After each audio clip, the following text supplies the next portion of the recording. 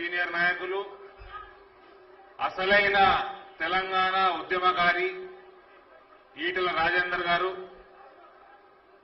కల్వకుంట్ల దొంగలు వాళ్ళ అసలైన ఉద్యమకారులు కాదు, మీడియా పెద్దలు రామచంద్రారెడ్డి గారు, జితేందర్ రెడ్డి గారు, ప్రభాకర్ గారు, విజయరామారావు గారు, విశ్వేశ్వర్ రెడ్డి గారు, కాసంజీ, జనరల్ సెక్రటరీలు ప్రదీప్ గారు, బంగారు శృతి గారు, వేదిక మీదున్న భారతీయ జనతా పార్టీ సీనియర్ నాయకులు, కార్పొరేటర్ సోదరులు, ఈ కార్యక్రమానికి విచ్చేసిన భారతీయ జనతా పార్టీ తోటి కార్యకర్తలు, సోదర సోదరీమణులందరికీ కూడా పేరు పేరున నమస్కారాలు తెలియజేస్తూ, ఇవాళ తెలంగాణ ఉద్యమం దాదాపు 13 సంవత్సరాలు చేసినాక మనము తెలంగాణ సాధించుకున్నాం. తెలంగాణ సాధించుకొని 9 సంవత్సరాలు నిండిపోయింది. సమస్యలు పెరిగినాయి తప్ప ఒక్క సమస్య తీరింది లేదు. ఇవాళ డబుల్ బెడ్రూమ్ ఇళ్ల కోసం మనం ధర్నా చేస్తున్నాం. నీకు డబుల్ బెడ్రూమ్ ఇళ్లు కాదు, ఎటువంటి ఇళ్లు కట్టించిన పాపాన చంద్రశేఖరరావు పోలే. రెండో విషయం, ఎన్ఆర్ఐ సోదరుల కోసం 500 కోట్లతోటి ఎన్ఆర్ఐ పాలసీ, ఆ చిన్న పార్టీ ఏదైతే వాగ్దానం ఉన్నదో అది పెట్టిన పాపాన కూడా కల్వకుంట్లలో పోలే. ఒక ఆరోగ్య బీమా పథకం లేదు, కొత్త ఉస్మానియా హాస్పిటల్ లేదు, ఉన్న హాస్పిటల్లో డాక్టర్లు లేరు, డాక్టర్లు లేక పేషెంట్లు పోతలేరు. అందులో ఎలుకలు, కుక్కలు, నక్కలు తిరుగుతా ఉన్నాయి. ఆ కుక్కలలో జాగ్రత్తగా చూస్తే కల్వకుంట్లలో కూడా ఉంటారు. ఇవాళ రవీంద్ర భారతిని ముత్యం చిప్పగా చేస్తా అన్నాడు, ట్యాంక్ బండి కొబ్బరి నీళ్లతో నింపుతా అన్నాడు, మూసీ నది ప్రక్షాళన అన్నాడు. ఇంకా ఏమైనా మర్చిపోతున్నా ఏపుర్రి, ఏమైనా మర్చిపోతున్నా ఏపుర్రి. ఎందుకంటే ఇంత పెద్ద లిస్ట్ ఉన్నది, సహజంగా మర్చిపోతాం. ఇంటికో ఉద్యోగం అన్నాడు, తెలంగాణ అమరవీరుల కుటుంబానికి 10 లక్షలు అన్నాడు, వాళ్ళకు ప్లాట్ అన్నాడు.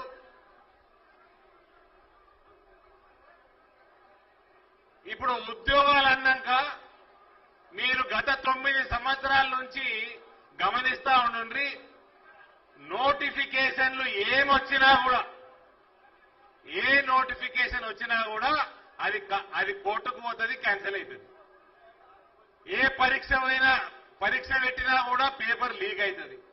నిన్న మొన్న కూడా సోదరులందరూ, విద్యార్థులు అందరూ కూడా ఈ పీఆర్సీ ఇవన్నీ ఆగం పెట్టినరు, క్యాన్సిల్ చేయమని నిన్న మొన్న కూడా ధర్నాలు చేసిండ్రు.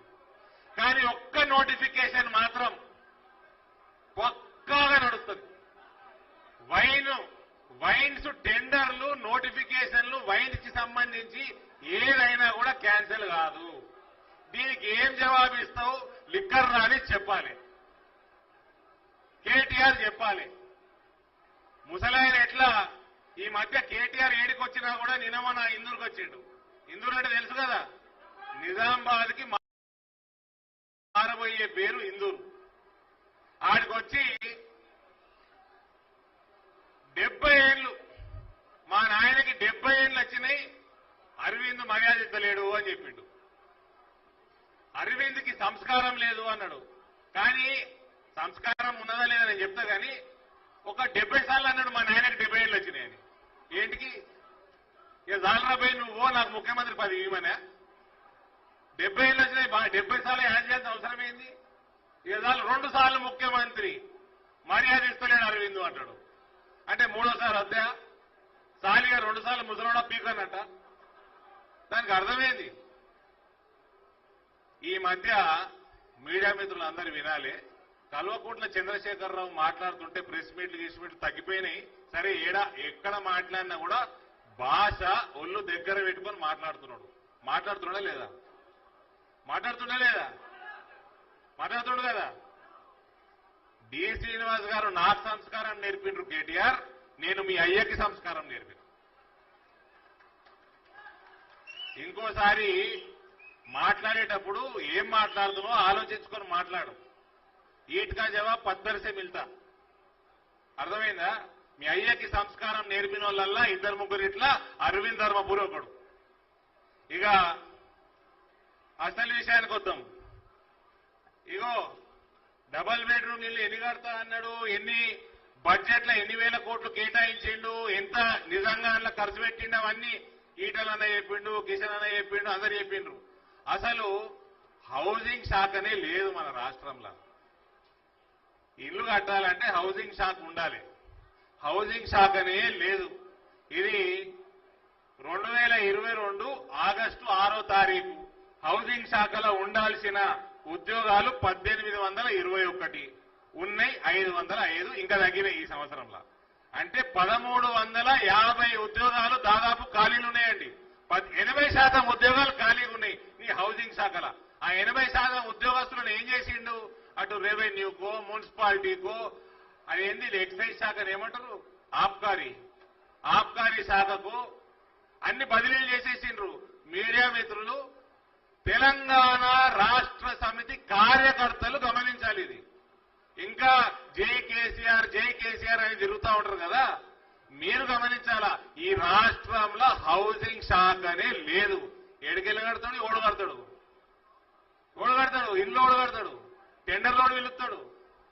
మళ్ళా నేను ఇందూరుకు వచ్చి మాట్లాడుకుంటా ఆగస్టు 8న మొదలుపెట్టిందట, ఆగస్టు 10కి మూడొద్దులేనట. ఏంది, గృహలక్ష్మి కింద అప్లికేషన్లు పెట్టుకోవాలంటే ఆన్లైన్ అప్లికేషన్లు మహిళలు ఆన్లైన్ అప్లికేషన్ పెట్టుకోనికి 3 వద్దులు. అందులో మ్యాండేటరీ ఏంది, కాస్ట్ సర్టిఫికేట్. కాస్ట్ సర్టిఫికేట్ లేనివాడు మీ సేవలు అప్లై చేసుకుంటే ఎన్ని వద్దులకు వస్తుంది, 30 రోజులకు వస్తుంది. ఈడు ఇచ్చిండెన్ని 3 వద్దులు టైం. రెండోది రేషన్ కార్డు, లక్షల అప్లికేషన్లు రేషన్ కార్డు కోసం తెలంగాణలో పెండింగ్ ఉన్నాయి. అప్లై చేసుకున్నాక నిజామాబాద్ జిల్లాలోనే 50,000కు పైన ఉన్నాయి. ఏడుకెళ్ళి 3 వద్దులలో కంప్లీట్ అవుతుంది. అంటే చిత్తశుద్ధి లేదు, మన్ను లేదు. ఈ విషయాలన్నీ నీకు పాయింట్ టు పాయింట్ చెప్తా. వీళ్ళు 2020-21 ఆర్థిక సంవత్సరంలో ఇళ్ల కోసం కేటాయించింది 10,000 కోట్లు. 2021-22 ముందర కేటాయించింది 10,875 కోట్లు.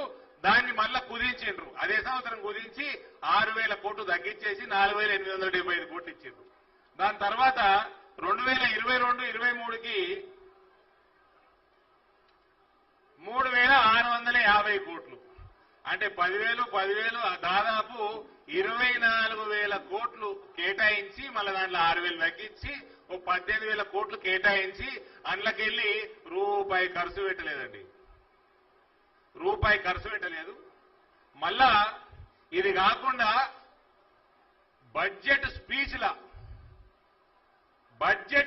లా హరీష్ రావు 12,000 కోట్ల రూపాయలు గృహలక్ష్మికి కేటాయిస్తున్నాము, ప్రతి అసెంబ్లీ నియోజకవర్గానికి 3,000 ఇళ్లు కడతాము, మనకి 119 నియోజకవర్గాలు ఉన్నాయి కాబట్టి 3,57,000 ఇళ్లు కట్టిస్తాము, దానికోసం 12,000 కోట్లు కేటాయించడమని చెప్పిండు. కేటాయించినాక 12,000 కోట్లు నిజంగానే కేటాయించిందా అని చూస్తే ఆ 12,000 కోట్లు ఇదే 24,000 కోట్లు కేటాయించినట్టు ఆగమాగం డబల్ బెడ్రూమ్ ఇల్లు ప్రధానమంత్రి ఆవాస్ యోజన కోసం రాసి ఉన్నదల్లా. కానీ మాట్లాడేటప్పుడు గృహలక్ష్మికి కేటాయిస్తున్నట్టు అన్నాడు. మళ్ళా నిన్న నిజామాబాద్కి ఏ ముఖం పెట్టుకొని వచ్చినవరా బై నువ్వు? నిజామాబాద్కి ఏ ముఖం పెట్టుకొని వచ్చి 3 వద్దుల అప్లికేషన్లు దేనికి పెట్టాలి? గృహలక్ష్మి ఇంటి కోసం 3 వద్దులలో అప్లికేషన్ పెట్టుకోమన్నావు, 5 నుంచి 6 లక్షలు ఇస్తా అని నీ మేనిఫెస్టోలో పెట్టినావు, నీ బడ్జెట్లోనేమో 3 లక్షలు ఇస్తా అన్నావు. ఇక్కడ ఈటల రాజేందర్ అన్న మాట్లాడుకుంటా రేట్లు పెరిగిపోయినాయి, సిమెంట్ రేట్లు పెరిగిపోయినాయి, స్టీల్ రేటు పెరిగిపోయినాయి, కంకర రేటు పెరిగిపోయింది, ఇసుక రేటు పెరిగిపోయింది, ప్రగతి భవన్ 60 కోట్లు కట్టేది 150 కోట్లతో కట్టిండు, 600 కోట్లు సెక్రటరియట్ కట్టేది 1,500 కోట్లకు కట్టిండు అన్నావు.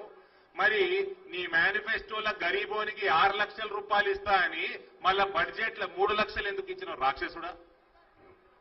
మళ్ళీ నిన్ను తిట్టినా అంటే తిట్టిందంట.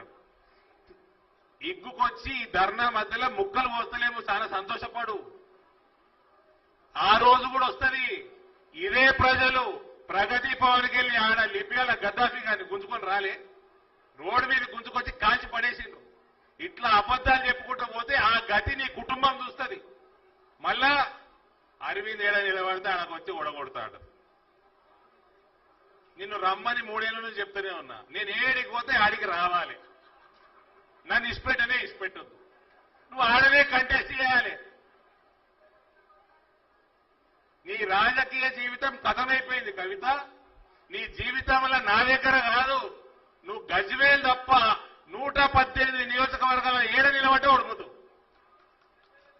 అయినా నా కోరిక మన్నించినందుకు, నా మీదనే నిలబడతందుకు ఒప్పుకున్నావు చూడు, దానికి నీకు ధన్యవాదాలు. నువ్వు వచ్చి నేను ఏడికి పోతే ఆడికే రావాలి. ఇక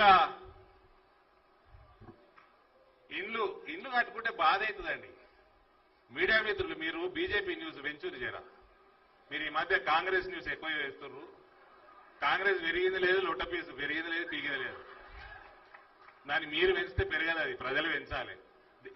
ఎన్నికలైనా డిపాజిట్లు రావు. కేసీఆర్ పైసలు ఇవ్వగానే కాంగ్రెస్ ని పెంచుతుంది. కేసీఆర్ పైసలు ఇచ్చుడు, కాంగ్రెస్ పెంచుడు. ఇవ్వదు. ఆంధ్రప్రదేశ్ లో 7,99,826 కనీసం జగన్మోహన్ రెడ్డి ఛానళ్లు ఉన్నాయి, చంద్రబాబు నాయుడు ఛానళ్లు ఉన్నాయి. ఇవా ఇద్దరు కట్టుకున్నారు. 8 లక్షల ఇల్లు కట్టుకున్నారు ఆంధ్రప్రదేశ్ లో. గృహప్రవేశాలు అయిపోయినాయి. ఇక తమిళనాడులో 5,30,293 గృహప్రవేశాలు అయిపోయినాయి. ఇక వెస్ట్ బెంగాల్ మా మమతాక్క పొద్దున్న లేస్తే మమ్మల్ని చంపుతా ఉంటది, మా కార్యకర్తలను చంపుతా ఉంటది. ఆమె కూడా 3,62,000 ఇల్లు కట్టుకున్నది. ఈయనకి ఏం రోగం వచ్చింది? మళ్ళా ఎలక్షన్ 2014 ఎలక్షన్లలో యాడ్ చేసిండ్రు. ఆ కాంగ్రెస్ వాడు ఏం కట్టిండు? అగ్గిపెట్టేంత ఇల్లు కట్టిండు, ఇందిరమ్మ ఇల్లు అంటాడు, రాజీవ్ గృహకల్ప అంటాడు, అగ్గిపెట్టేంత ఉంటాయి. అట్టెట్లయితుంది? డబల్ బెడ్రూమ్ ఇల్లు కట్టాలి, 150 గజాలు ఉండాలి. నా కొడుకు కేటీఆర్కి ఒక బెడ్రూమ్ ఉండాలి, కవితకి ఇంకో బెడ్రూమ్ ఉండాలి, అనిల్ వస్తాడు, అల్లుడు వస్తాడు, 7 ఉంటారు, వాళ్ళకో బెడ్రూమ్ ఉండాలి. ఆకిట్లా హరీష్ గారిని, సంతోష్ గారిని కట్టేయాలి. అనడలేదా? అనడా? మళ్ళీ నవ్వుతారెందుకు? హరీష్ గారిని, సంతోష్ గారిని ఆడ కట్టేయాలి. కాళ్ళు దాపితే గోడలు దాకాయి. కిషన్ అన్న అన్నట్టున్నాడు, కాలు దాపి పండడని ప్రగతి భవన్లో. అన్న కాలు దాపి పండలే, తాగి పడిపోయాడు. తాగి పడిపోయిన ప్రగతి భవన్లో తీసుకుపోయి ఫామ్ హౌస్ లో వండబెడతాడు, లేచే వరకు ఫామ్ హౌస్ లో లేస్తాడు. ఏడ వన్నాడు, ఏడ లేస్తున్నాడు, సోయిలేనాడు మన ముఖ్యమంత్రి. మళ్ళా ఆయనకి మర్యాద ఇవ్వాలంట. ఇది ఇటువంటి పాలన ఉన్నప్పుడు ఇక బాధ కాక ఏమవుతుంది బ్రదర్? బాధ అయినాక ఇగో బాధ అయినప్పుడు తిట్లు వస్తాయి. ఈసారి ఈ మధ్య కేసీఆర్ తిట్లు మానేశాడు కాబట్టి మన భయానికి వదిలేద్దాము. ఇవ్వండి 100 కోట్లు 100 crores కి కోకాపేటలో ఎకరం పోతే useless fellow KTR, it is not development, it is a disaster. It is a disaster. నీకు ఇక గరీబోళ్ళకి ఇల్లు ఇస్తానికి నీకు బడ్జెట్ సరిపోదు, దాన్ని డిజాస్టర్ అంటారా నాయన. ఇగో బుడబుక్కలు కూడా ఒకడు ఉన్నాడు చూడండి. ఇక జూమింగ్ చేసుకోరా కెమెరాలు. చూడిది ప్రభుత్వ భూములు వేలం పాట ఆపివే